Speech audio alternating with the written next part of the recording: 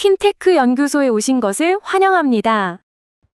청취자 여러분, 혹시 누적 대출 중개액 14조 원이라는 숫자, 일상에서 상상이 가시나요?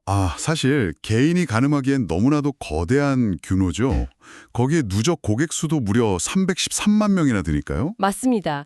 국내 가계대출 차주 2천만 명 중에서 한 15%가 이미 알고 있을 정도로 엄청난 시장 장악력을 가진 기업의 이야기입니다. 네, 바로 대출 비교 플랫폼인 핀다 이야기죠. 그렇죠. 이 정도의 압도적인 숫자를 만들어낸 곳이라면 당연히 시장에서 최우수 평가인 A등급을 싹쓸이했을 거라고 생각하기 쉽잖아요. 보통은 그렇게 예상하시죠. 성과만 놓고 보면 충분히 그럴 만하니까요. 그런데 말입니다. 이 화려한 실적을 낸 핀다가 받아든 성적표는 총점 72.4점, 그러니까 FAI B등급입니다. 성장 유망 기업이라는 타이틀은 얻었지만 최상위권인 A등급의 문턱은 넘지 못한 거네요. 맞아요. 그래서 오늘 저희의 심층 분석 주제로 바로 이 핀테크 연구소의 핀다 FAI 핀테크 인정 지수 분석 보고서를 가져왔습니다. 네, 여기서 FAI 지수라는 걸 청취자분들께 잠깐 설명해 드리면 좋을 것 같아요. 단순히 돈을 잘 버느냐의 문제가 아니거든요. 그렇죠. 어떤 지표인지 간략하게 짚어주시죠. 네, 그 기술적인 혁신성부터 재무 건전성, 그리고 규제 준수 여부까지 회사가 장기적으로 생존할 수 있는지를 종합적으로 평가하는 아주 깐깐한 기준입니다. 그렇군요. 그래서 오늘의 미션은 아주 명확합니다. 어떻게 14조 원이라는 어마어마한 시장을 창출하며 B등급을 일궈냈는지, 그리고 동시에 어떤 뼈아픈 요인들이 이들을 A등급으로 가지 못하게 막고 있는지 샅샅이 파헤쳐 보는 겁니다. 좋습니다.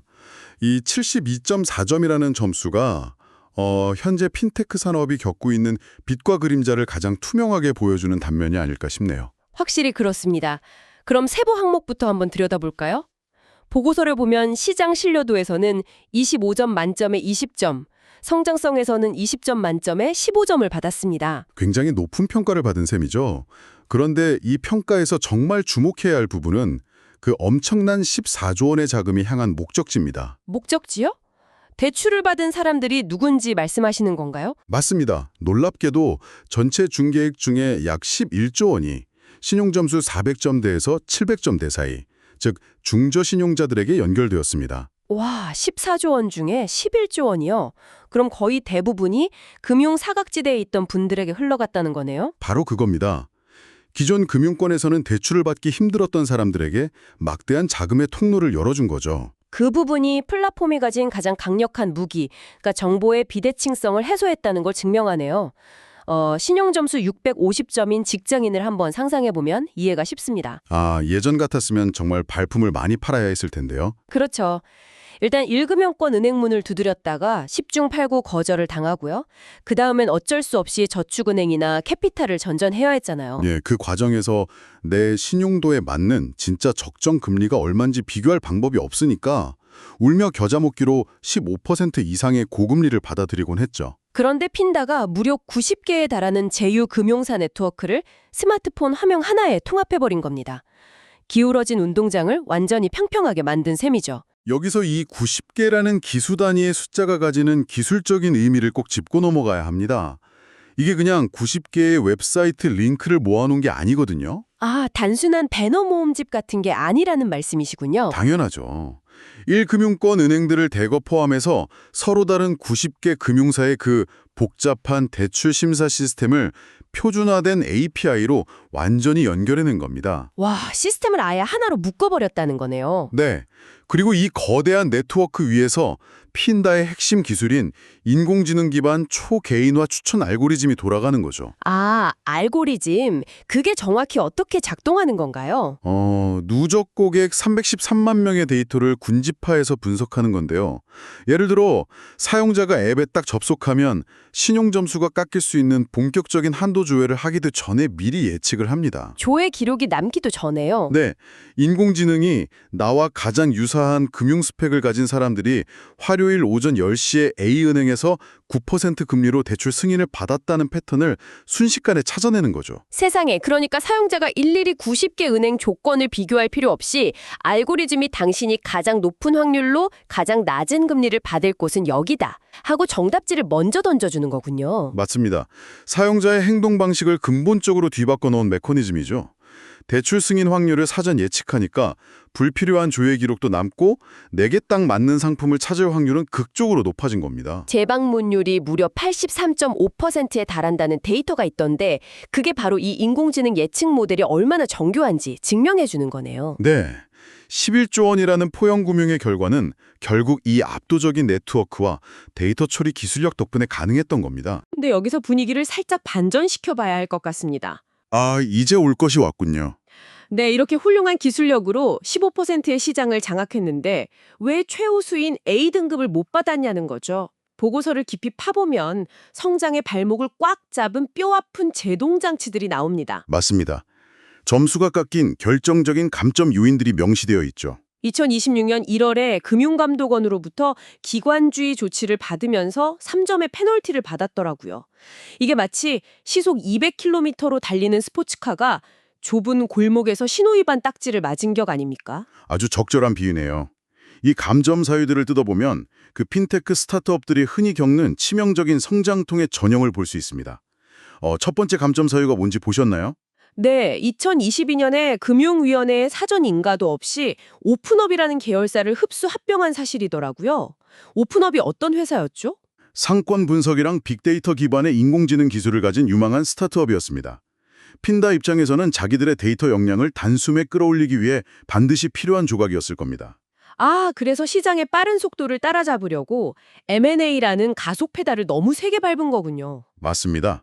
속도에 몰두하다 보니까 금융산업에서 생명과도 같은 절차적 정당성, 그러니까 금융당국의 사전 인가라는 컴플라이언스를 놓쳐버린 거죠. 뼈대가 부실한 상태로 덩치만 키운 셈이네요.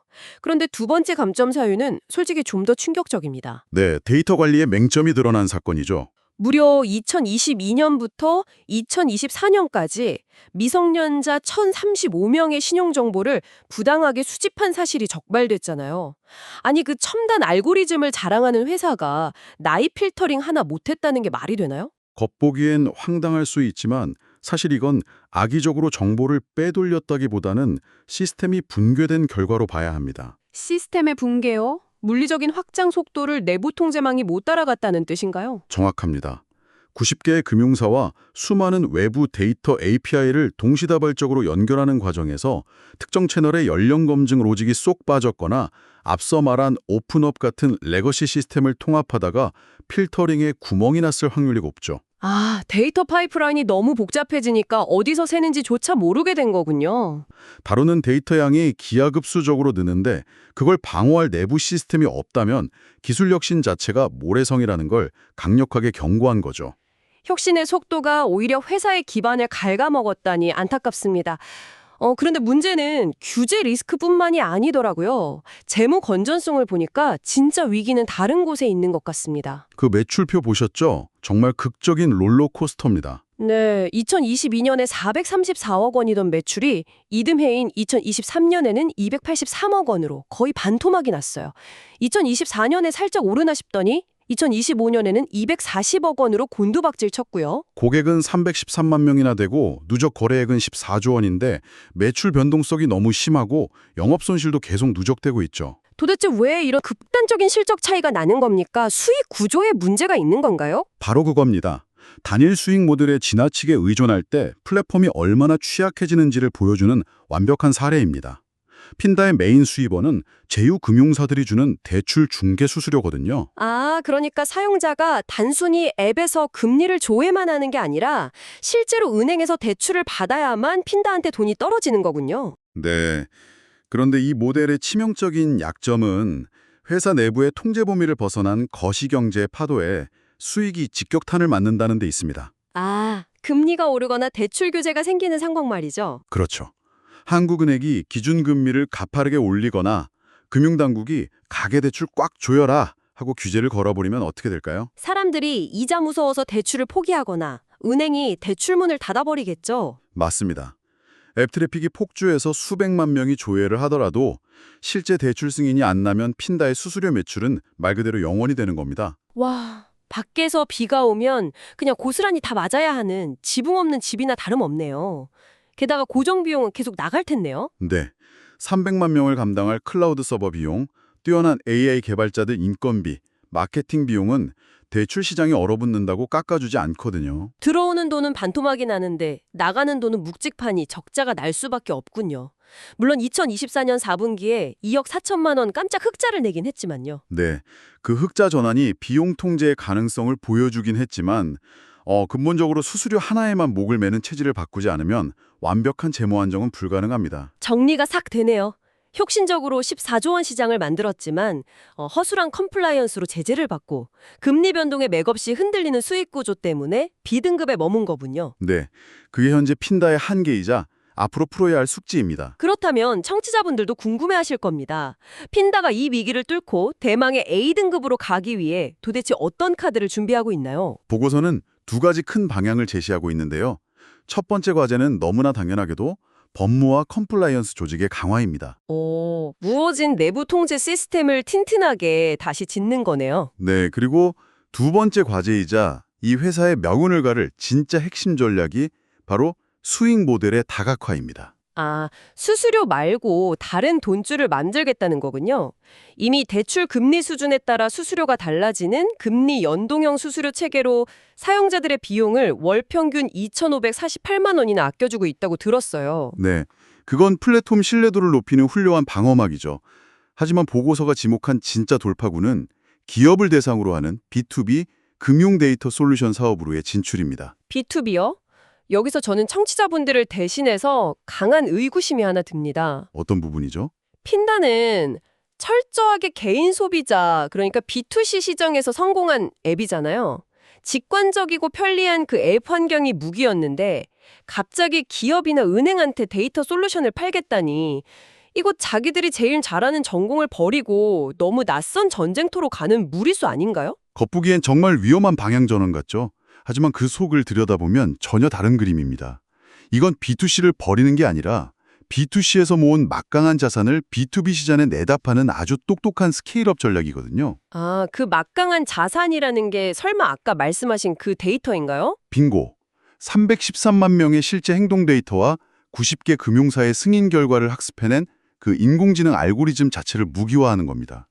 그러니까 어떤 신용을 가진 사람이 언제 돈이 필요하고 어떤 은행에서 대출이 통과되고 거절되는지 그 살아있는 족집게 데이터가 핀다 서버에 다 있다는 거군요. 맞습니다. 그 데이터를 기반으로 정교하게 깎은 대출 승인 확률 예측 모델. 이게 기업들에게는 상업적으로 엄청난 가치가 있습니다. 대형 시중은행들은 자기들만의 분석망이 있겠지만 중소형 저축은행이나 지방은행들은 그렇지 않을 텐데요. 바로 그 지점입니다. 자체적인 AI 평가 모델을 구축할 자금이나 인력이 부족한 금융사들에게 핀다의 이 완성된 예측 솔루션은 비싼 돈을 내고서라도 당장 도입하고 싶은 핵심 인프라가 되는 거죠. 와, 개인 고객한테 대출을 찾아주던 그 똑똑한 엔진만 쏙 빼서 다른 금융사들한테 소프트웨어 구독 서비스처럼 판다는 거네요. 네, 그렇게 되면 어떻게 될까요? 금리가 오르든 내리든 사용자가 대출을 포기하든 말든 상관이 없어집니다. 기업들한테서 매달 안정적으로 솔루션 이용료가 고정적으로 들어오니까요. 맞습니다. 불안정한 수수료 롤러코스터에서 내려와서 아주 튼튼한 현금 파이프라인을 새로 까는 겁니다. 정말 기가 막힌 해독제네요. 컴플라이언스 강화로 규제 당국의 신뢰도 찾고 이 B2B 솔루션으로 고정적인 흑자까지 낸다면 B등급을 훌쩍 뛰어넘어 완벽한 A등급의 기술 금융기업으로 진화하겠군요. 네, 핀다가 핀테크를 넘어서 진정한 인프라 기업이 될 수 있을지 기대되는 대목입니다. 자, 오늘 저희는 이 FAI 분석 자료를 통해서 핀다라는 기업의 민낯을 아주 깊숙하게 들여다봤습니다. 기술 혁신과 현실적인 한계가 정확히 반반씩 섞인 의미 있는 72.4점이었습니다. 맞습니다. 여러분이 스마트폰 켜고 1분 만에 수십 개 금리를 쫙 비교할 때 느끼는 그 편리함 뒤편에는요. 이렇게 엄청난 데이터 기술은 물론이고 치열한 수익성 고민과 규제 당국과의 아슬아슬한 줄다리기가 숨쉬고 있었다는 사실 잊지 마시기 바랍니다. 네, 앱 화면 뒤에 진짜 비즈니스 생태계를 이해하는 좋은 시간이었을 겁니다. 과 흑자를 위해서 돈이 되는 이 B2B 데이터 솔루션 사업에만 회사의 모든 역량을 쏟아붓게 된다고 가정해보죠.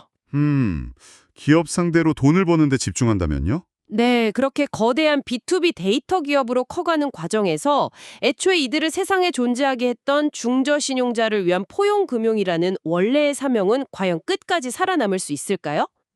굉장히 날카로운 질문이네요. 회사가 커지면 초심이 포트폴리오 구석으로 밀려나는 경우가 종종 있으니까요. 바로 그겁니다.